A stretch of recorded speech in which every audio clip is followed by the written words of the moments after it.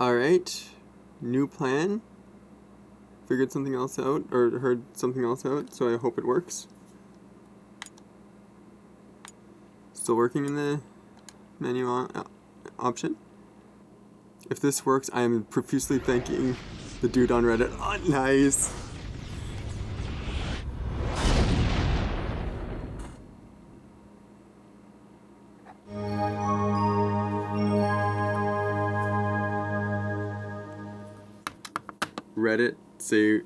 Reddit saved my life.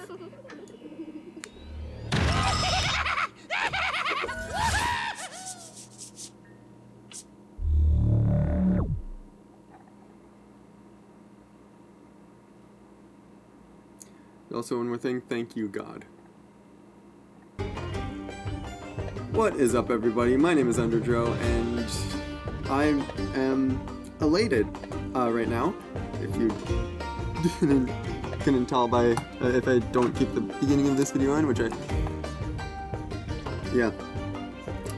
And welcome to the prep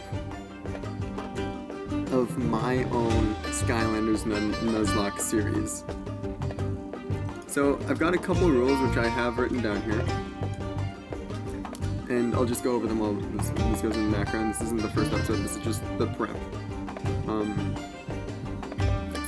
So I have seen a lot of people in the Skylanders community do Nuzlockes, from like Crash the Skylanders, who is the OG GOAT of Skylanders Nuzlockes. And then there's also a couple other people, including some guys who basically sort out and lined it. I'm not doing that because I like my collection. Speaking of my collection, I do have a very, very big one. So, what I want to do is a full 6-game Skylanders Nuzlocke with my entire collection. And rule number 1, this is a Nuzlocke. If you don't know what a Nuzlocke is, it's basically started in Pokemon, but it's a challenge playthrough where if your character dies, you cannot use them for the rest of the game. So, I've got say I got Stealth Elf on the portal, and she dies. I cannot use her for the rest of the 6 games. Added to that, I have Series 1 Normal Stealth Elf, Series 2 Legendary Stealth Elf, Series 3 Dark Stealth Elf, Whisper Elf, and Dark Supershot Stealth Elf. So, if Series 1 Normal Stealth Elf dies, I cannot use any other duplicate of her.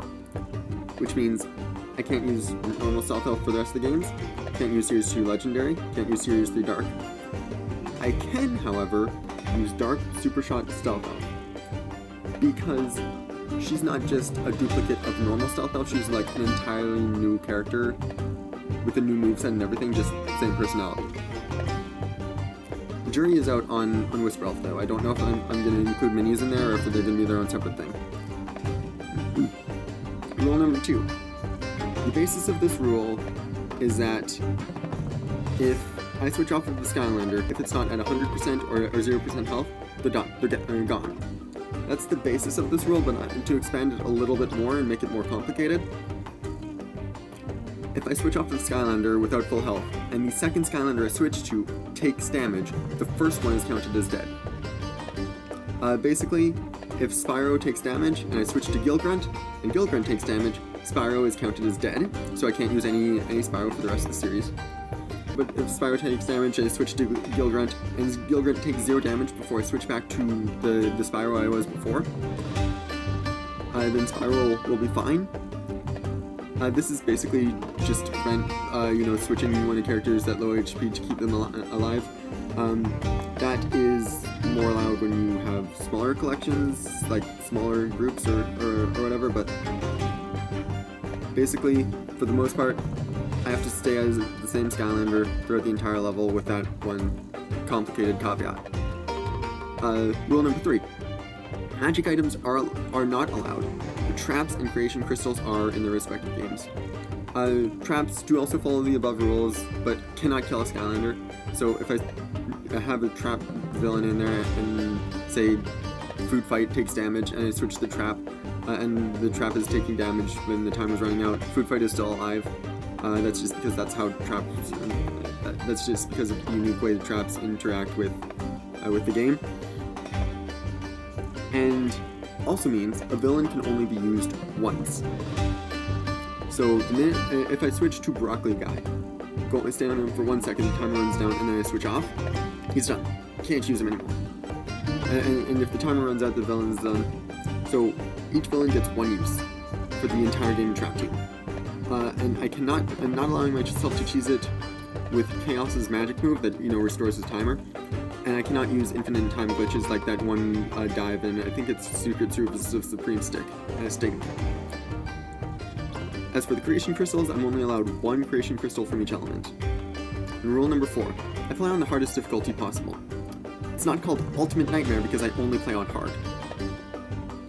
And with that, I will see you hopefully in 1 or 2 weeks, depending on if I'm doing anything, if I decide to do something else in the meantime, else while I'm running this side by side, or if I just decide to dive into this straight away. So yeah, I'll see you next time. This is Undergo, signing out.